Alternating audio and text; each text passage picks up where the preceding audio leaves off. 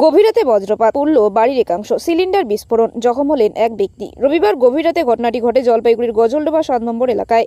পূর্বাভাস মতোই গতকাল রাতে স্থলভাগে আছড়ে পড়ে ঘূর্ণিঝড় রেমাল। তার জেরে ঝড় বৃষ্টি হয় একাধিক জায়গায়। গজলডোবার এলাকার বাসিন্দা শিবানী মণ্ডল ও তার পরিবার ঝড় বৃষ্টির সময় ঘরেই ছিলেন। তাদের বাড়ির পাশেই রয়েছে বাসঝাড়। বজ্রপাতে রান্নাঘর ভস্মীভূত হয়ে যায়, চৌচির হয়ে যায় সিলিন্ডার। বিস্ফোরণের তীব্রতা এতটাই বেশি ছিল যে ঘরের দরজা দেওয়াল ভেঙে যায়, পুড়ে যায় বাইক সহ ঘরে থাকা আসবাবপত্র। বিস্ফোরণে জখম হন পরিবারের এক সদস্য অসিত মণ্ডল, তার বয়স ৩০ বছর। রান্নাঘরের পাশে গোয়াল ঘরে থাকা কয়েকটি গবাদি প্রাণীও জখম হয়েছে। স্থানীয়রা জখম ওই ব্যক্তিকে উদ্ধার করে মাল সুপার স্পেশালিটি হাসপাতালে ভর্তি করেন। ঘটনাস্থলে পৌঁছায় পুলিশ ও দমকল। এই বিষয়ে মালের বিডিও রশ্মি দীপ্ত বিশ্বাস জানান, প্রশাসনিক স্তরে ওই পরিবারের সঙ্গে যোগাযোগ করা হয়েছে। সব রকম সহযোগিতার আশ্বাস দিয়েছেন তিনি। আমাদের গজলডোবা বাঁধের পাশে অনিল মণ্ডলের বাড়ি। গ্যাস সিলিন্ডার বাস্ট হয়ে একজন আহত, ঘর বাড়ি উড়ে গেছে। আপনারা প্রশাসন থেকে এসে কিছু ব্যবস্থা নেন, আপনারা একটু দেখভাল করেন। দেখেন একজন মাল হসপিটালে ভর্তি আছে। আর এমনি গরু বাছুর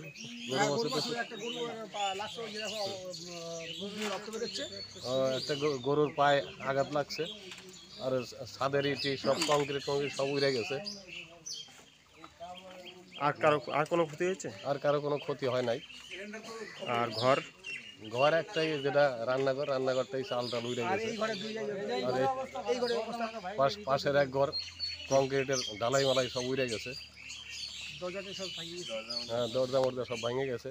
প্রশাসন থেকে এসে দেখুক, দেখলে এরা বুঝতে পারবে।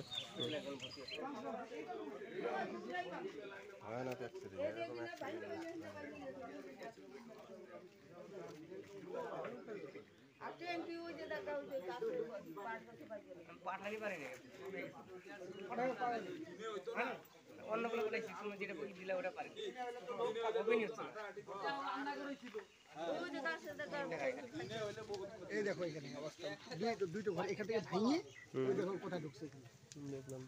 একদম পাঠানো হয়েছে ভিডিও, কিন্তু যায়নি বলে।